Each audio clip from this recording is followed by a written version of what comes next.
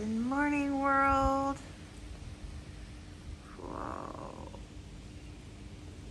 It's a little bit chilly, blustery.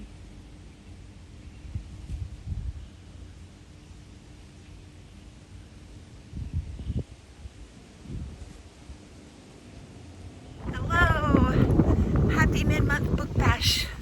So I'm late for the gym. I'm pretty much always late for the gym because, I really don't want to go. But I'm always glad that I went, so it's all good. I don't have to work this weekend. Hallelujah. I have told myself that I don't have to socialize or do any schoolwork this weekend. So if I do either of those things, it's nobody's fault but my own. And I already went out last night. What can I do? What can I do? Anyway, and I think I made plans for Sunday as well. And I graded my chem test when I got home from school yesterday, which was not necessary because I don't see the kids till 1:30 on Monday. But I was curious. They did great, except for one. I'll talk to him. Anyway, what else? I did say, though, I'm going to the gym twice, today and tomorrow. Those are my only obligations. And I'm going to get my Christmas tree decorated. The poor thing has been naked since it arrived last, I think, Saturday. Oh my gosh. And what else? I got to get back to reading. Oh my gosh. I'm kind of frustrated. Sorry about the wind. Can you hear me? Probably not. What was I telling you? The wind distracted me. Reading. So I had the best reading month in November for Nonfiction November, and I thought it would carry over into December, but it has not. Like, I started 2 fiction books right at the end of November, and I just haven't felt like reading fiction. I'm still in a nonfiction mood. So why didn't I just read more nonfiction? I don't know. Maybe I was too busy. We'll see. Okay, I'm at the gym. Here we go. Let's do the thing. Oh, here we are. Okay, I've purged my closets and tidied all my drawers. Yeah, got all the Christmas out. There's the naked tree. And I'm gonna have a cupcake to get me in the mood for decorating. Oh, I did it. My tree is no longer naked.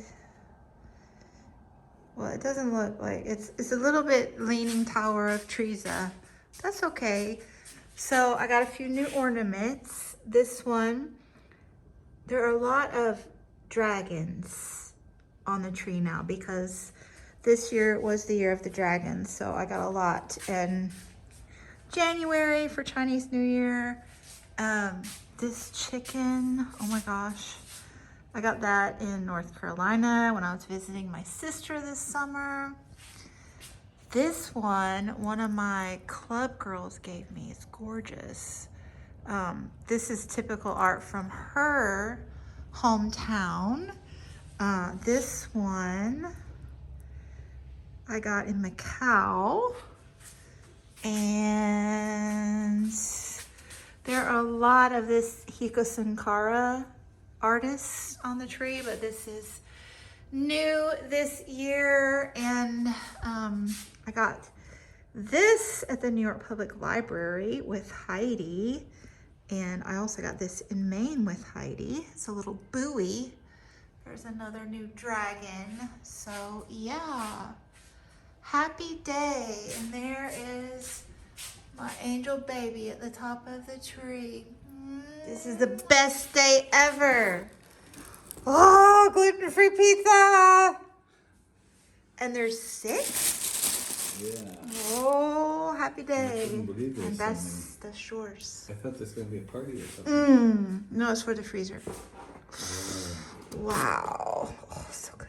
My boyfriend brought me a balloon. And flowers. So gorgeous. And more flowers. I'm so lucky. And poinsettias. Good morning, world. Wow. It's a beautiful day. Look at that. Might need to go to the beach today. Good morning, world. Wow. It's a beautiful day. Look at that. Might need to go to the beach today. So, in addition to getting my adorable Christmas tree decorated yesterday, I also got caught up in my journal. I've been adding some bookish quotes. These are indeed the sweetest days. All my book little reviews are caught up. And most of this I had done. This page I had to catch up on my trip to Kuala Lumpur. And there's another bookish quote. And I got on my DNF I included. And some of the pages are becoming quite sparse, and I am okay with that. Here we are today. Oh, man. So I'll tell you on the way to the gym, which I need to get ready for, but I'm also ready for next week. Almost. I got to put my agenda in, but I love this quote by This Is Happiness by Niall Williams. The truth turns into a story when it grows old. We all become stories in the end. Notice I had a little boo-boo there, but I covered it up. And I wanted to read this quote. True confessions, I did not read anything yesterday. But today is better. I'll tell you on the way to the gym. But I read this chapter Friday when I neglected to record anything for Mid-Month Book Bash. But this is another great quote from the same book. The rain having departed, the evening sky was million-flecked. It felt opened, as though previous ones you just now realized had been closed. Because there was no electric light, because we were at one of the edges of the universe, and because they were usually shielded with an impenetrable cloud, the stars hung with naked wonder. You could hardly credit it was the same world you were in yesterday. Gorgeous book, the whole book, page by page, paragraph by paragraph, sentence by sentence, word by word is gorgeous like this. It meanders with not much plot thus far, but it is gorgeous. So beautiful. So, I'm late again. Nothing new here. Oh well. So, what I wanted to tell you was, I've jacked up my day again. Ugh. I was supposed to just have one obligation today, and that was the gym. However, I forgot that I promised my friend I'd take her to get my hair done, or her hair done, I should say. Oh God, bird. Red-whiskered bulbul. Hey. I'm late, what am I doing? Anyway, gym at 11, hair at 1, and then I think I told you that I accidentally invited friends over at 5 for dinner. And then I forgot. Oh gosh, so mad. I gotta go to school at 7 for some student council event. Jeez Louise. At least the Friends canceled. I mean, one set. The other set, they always come on Sunday, so it's nothing special. Sorry about the wind again. It's a glorious day in the neighborhood. Okay, I'm so late. Let's do this thing. Well, my friend canceled, but I'm going to my hair appointment anyway. I have a little shopping indiscretions. I might have to wait. Figure I deserve it though, because I burned 500 calories in the gym. Look at those beautiful fall flowers. Love it here.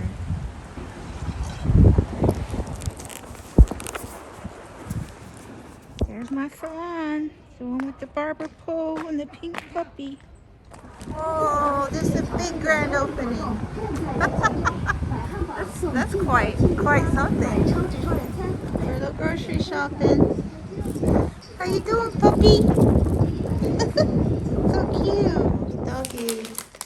The good news is I didn't eat my chips yet because they saw me right away. I didn't have to wait at the beauty salon. Got some groceries. Gonna try to eat healthy, or at least have a salad at our dinner party tonight. So,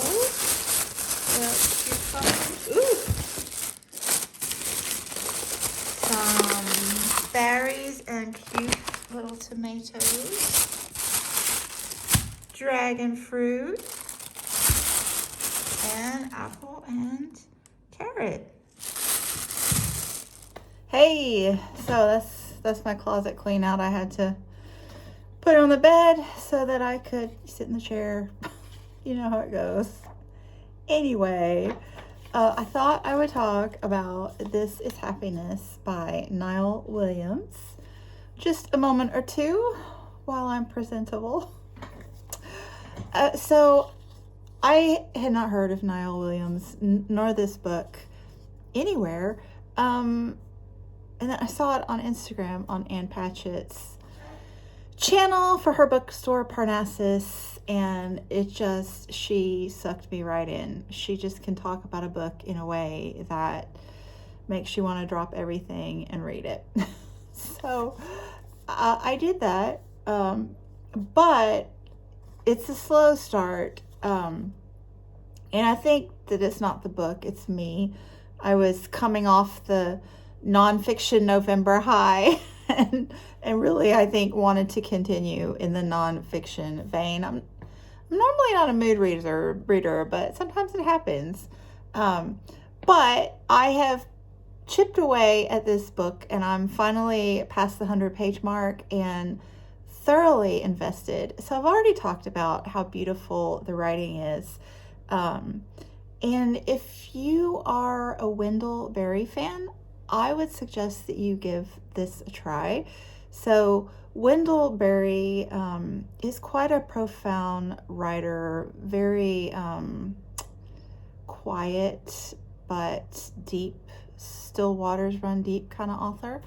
And he writes about the rural America, I guess turn of the century. I'm not turn of the century, like about the same time as this. I would say post-war years, World War II-ish maybe. This story is actually set in 1958, but it's in a very rural community that has not quite modernized yet. So there are people still driving horse and wagon, but some people have vehicles. And they don't have electricity yet. There's 1 or 2 phone lines, but electricity has not come to the community. But that's like the novel is, they're getting electricity. I know, it's a riveting plot. So basically, I think it's billed as a coming of age novel. So you've got this 17-year-old, I think his name is Noel, but they call him No or Noe. I'm not sure the pronunciation, Noe. But he was going to the seminary, I believe, to be a priest. And he's left. The horrors. So he's been sent to live with his grandparents in the country. And they are one of the very few families that have a telephone.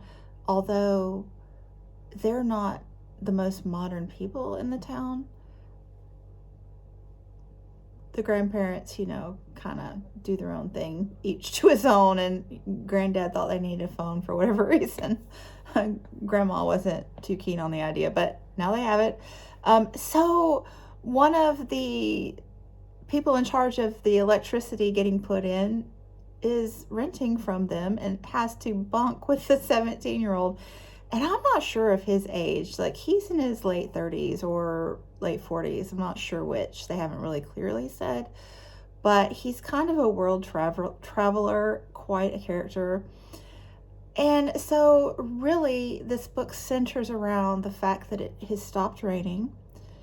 I thought that it was going to be like a magical realism kind of book because they kept talking about how it just rains every day there, and miracle of miracles, the rain finally stopped. But really, it's not. It was raining every day, and it did stop, but that's it. The rain just stopped. Electrical guy is here, and his name is Christy. And the 17-year-old young man is here. His name is Snow. They're bunking together, and they've gotten drunk at the bar and gone on one trip trying to convince people that have already signed that they're willing to get electricity to honor that agreement. And they're getting some pushback on that because the church has taught people that, they're deserving of their lives and change is bad. Anyway, it sounds like nothing goes on in this book, and really it doesn't much, but it's very intriguing. There's a lot of profound gems, like, just sprinkled prolifically throughout the book. And that might be annoying, but it's not to me. He's just really, they're just dropped in passing. They're not, he doesn't dwell on them. So it's really quite beautiful and thought-provoking. But I don't know. I've only read 100 and some odd pages, so stay tuned. But yeah, I think it's going to be a winner. Okay. I'm going to get back to reading before I think I'm going to have guests. Okay. We're having a nature discussion at club.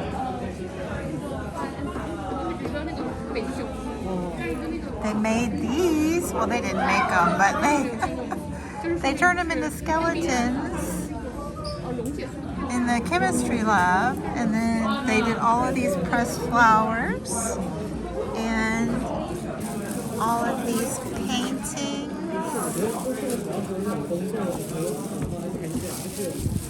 and photography. So talented. Heading home. Ooh, it's a little dark. It's a little chilly.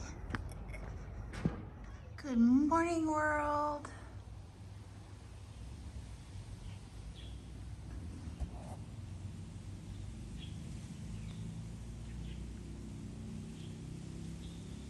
I got a towel haul. Let's see what's in it. This is a great haul. This is my outfit for Friday at work, including new earrings and faux Lego advent calendars for my chemistry class prizes. Whoa. Good morning, world. Good morning. It's Tuesday, and I need to wrap up my mid-month book bash vlog. I'm feeling very festive. Year of the rabbit sweater and year of the dragon socks. Next up is Year of the Wood Snake in 2025. Anyway, I did some reading. I'm very excited. So I finally let myself start a new book,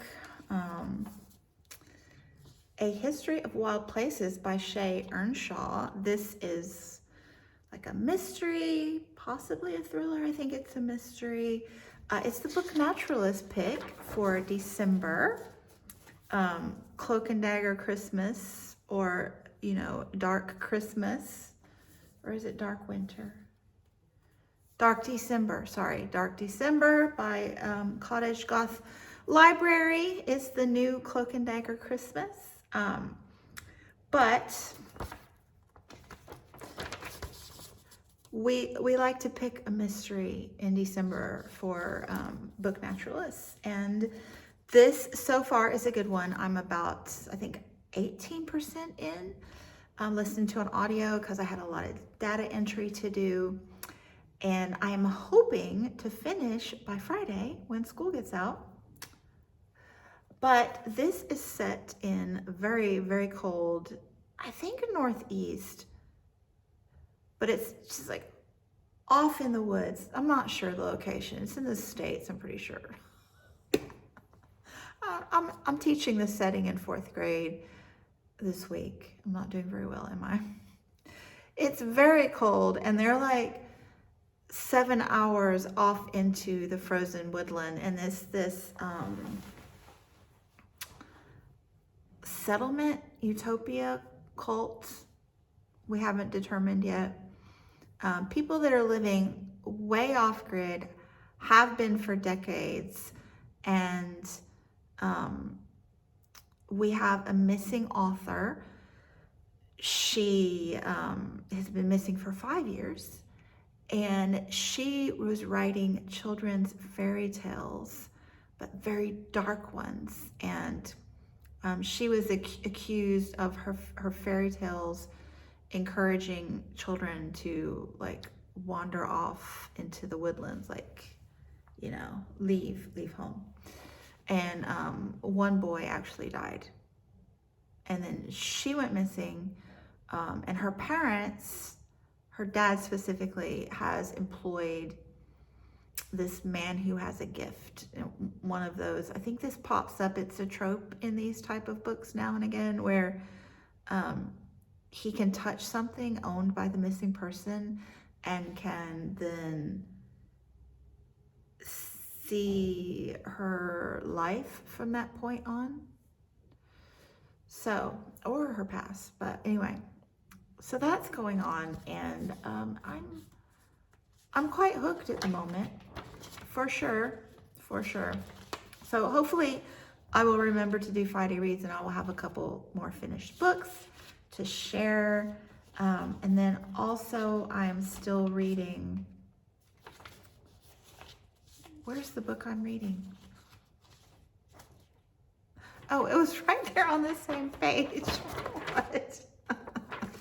So this is Happiness by Niall Williams. So I don't have much else to report. I made it to the halfway point. So this is like a 24. I don't know why I said like. It is exactly 424 pages. I don't know why my mind can remember some random facts and not others, but it is what it is. And I'm halfway, and I'm liking it. My thoughts have not changed at the moment, except there were a couple of chapters. Like, if you are into Ireland, this is very slice of life Ireland in the 50s. So I didn't say that before. Very slice of life Ireland in the 50s. There were a couple of chapters that I'm not sure were necessary, and it is quite often dropping like what I would call inspirational quote type phrases, but I'm still really liking it, and I still think it might be a super awesome one. The jury's still out, so stay tuned. Anyway, I gotta get back to work. Thanks so much for watching, and I will be back soon. Bye.